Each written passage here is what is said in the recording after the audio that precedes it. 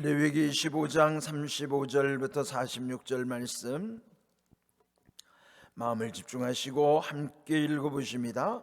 내 형제가 가난하게 되어 빈손으로 내 곁에 있거든 너는 그를 도와 거류민이나 동거인처럼 너와 함께 생활하게 하되 너는 그에게 이자를 받지 말고 내 하나님을 경외하여 내 형제로 너와 함께 생활하게 할 것인즉 너는 그에게 이자를 위하여 돈을 구워주지 말고 이익을 위하여 내 양식을 구워주지 말라. 나는 너희의 하나님이 되며 또 가나안 땅을 너희에게 주려고 애굽 땅에서 너희를 인도하여 낸 너희의 하나님 여호와이니라. 너와 함께 있는 내 형제가 가난하게 되어 내게 몸이 팔리거든 너는 그를 종으로 부리지 말고 품꾼이나 동거인과 같이 함께 있게 하여 희년까지 너를 섬기게 하라. 그때에는 그와 그의 자녀가 함께 내게서 떠나 그의 가족과 그의 조상의 기업으로 돌아가게 하라. 그들은 내가 애굽 땅에서 인도하여 낸 내 종들이니 종으로 팔지 말 것이라. 너는 그를 엄하게 부리지 말고 네 하나님을 경외하라. 내 종은 남녀를 막론하고 내 사방 이방인 중에서 취할지니 남녀 종은 이런 자 중에서 사올 것이며 또 너희 중에 거류하는 동거인들의 자녀 중에서도 너희가 사올 수 있고 또 그들이 너희와 함께 있어서 너희 땅에서 가정을 이룬 자들 중에서도 그리할 수 있은즉 그들이 너희의 소유가 될지니라. 너희는 그들을 너희 후손에게 기업으로 주어 소유가 되게 할 것이라. 이방인 중에서는 너희가 영원한 종을 삼으려니와 너희 동족 이스라엘 자손은 너희가 피차 엄하게 부리지 말지니라. 아멘. 오늘 이 본문에서의 말씀 속에는 형제를 강조하는 말씀이 계속 반복되잖아요. 35절 보시면 내 형제가 가난하게 되어 빈손으로 내 곁에 있거든 너는 그를 도와 거류민이나 동거인처럼 너와 함께 생활하게 하라. 그러니까 여기 보면 그 형제를 특별히 대우하라는 말씀을 하시는 것이죠. 여기 형제라고 하는 것은 이제 이 후반부에 보면은 동족이라고 표현하고 있습니다. 맨 끝에 읽었던 46절 보시면 너희 동족 이스라엘 자손은 너희가 피차 엄하게 부리지 말지니라. 여기서 말씀하시는 형제라고 하는 것은 이스라엘의 같은 동족 간에 그 형제를 대할 때에 박대하지 말라는 것이죠.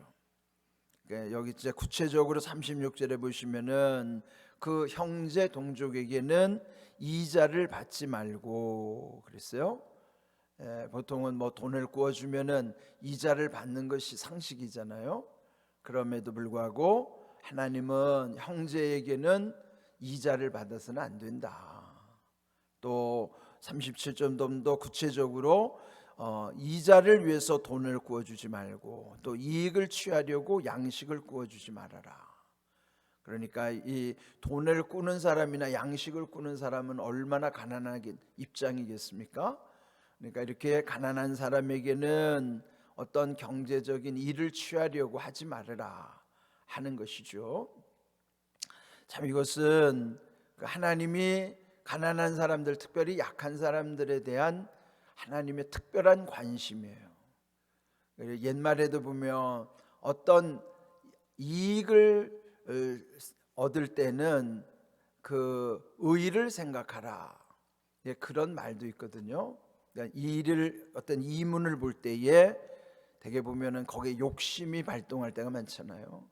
그러니까 이자를 받고 싶은 입장에서는 더 받고 싶고 그런 것인데, 여기 특별히 그 형제간에 동족간에는 이자 놀이하지 말고 또 양식을 줄 때에 그것 가지고 이익을 취하려고 양식을 주지 말아라 하는 것이죠.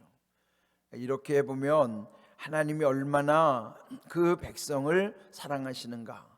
그 까닭은 38절 하나님과의 관계 때문에 그리하라 하는 것입니다. 38절이 하나님과의 관계에 대한 말씀이죠. 나는 너희의 하나님이 되며 또 가나안 땅을 너희에게 주려고 애굽 땅에서 너희를 인도하여 낸 너희의 하나님 여호와이니라. 그 가난한 자들의 하나님, 그렇기 때문에 그들을 위해서도 또 이문이나 이자를 받지 말라, 그렇게 하는 것이죠. 또 하나는 옛적의 너희의 입장을 생각해 보라는 것이죠. 그들이 이전에는 애굽에서 노예로 종으로 살았던 것이죠. 그러면 자기가 어려웠을 때를 돌이켜 보면서 그때를 생각하라는 것이에요. 그때 자기들도 그렇게 노예로서 살 때에 궁핍함을 겪었기 때문에, 또 이 가나안 땅에 들어갔을 때에 형제들 중에 그렇게 어려움을 당할 때는 그것 때문에 형제를 착취하지 말아라, 이제 그런 말씀을 하시는 것이죠. 더군다나 여기 39절, 또 너와 함께 있는 내 형제가 가난하게 되어서 내게 몸이 팔리거든 너는 그를 종으로 부리지 말고, 또 이제 돈이 없어서 결국은 이제 팔고 팔다가 땅도 팔고, 그러면 이제 팔 게 없으면 사람을 팔 수밖에 없는 거예요. 그게 이제 옛절에 보면 머슴을 사는 것이나 여기서는 이제 종이 되는 것이죠. 그렇더라도 형제는 가난해서 몸을 팔았다 할지라도 종으로 부리지 말아라. 참 이게 얼마나 귀한 말씀입니까? 박대하지 말라, 이제 그렇게 하는 것이고요. 그리고 또 이 종이 되면은 여기 이제 40절에 보면 희년이 될 때까지 구속당할 수밖에 없는 상황이잖아요. 근데 여기 이제 희년이 되면은 모든 것을 다시 돌려주는 은혜의 때임을 앞에서 말씀드렸죠. 40절, 품꾼이나 동거인과 같이 함께 있게 하여 희년까지 너희를 섬기게 하라. 그러니까 희년이 될 때는 다시 다 그동안의 토지도 원래대로 돌려줘야 되고, 또 이 종도 풀어서 자유인이 되게 하시는 것이죠. 근데 이 말씀을 강조하면서 그 형제를 그때 희년이 될 때까지도 잘 대우해서 그를 종처럼 부리지 말도록 말씀하시는 것입니다. 자, 이런 여러 가지 말씀 속에 또 하나 여기서 강조하는 내용은 43절, 너는 그를 엄하게 부리지 말고 내 하나님을 경외하라. 무엇보다도요, 이 모든 것은 하나님과의 관계 속에서 판단하게 하시는 것입니다. 하나님을 경외할 때에, 이게 참 중요한, 오늘날 우리에게도요, 뭐 나라의 그 인권을 강조하지만은 사실 하나님을 경외하면은 사람을 존중하게 되어 있습니다.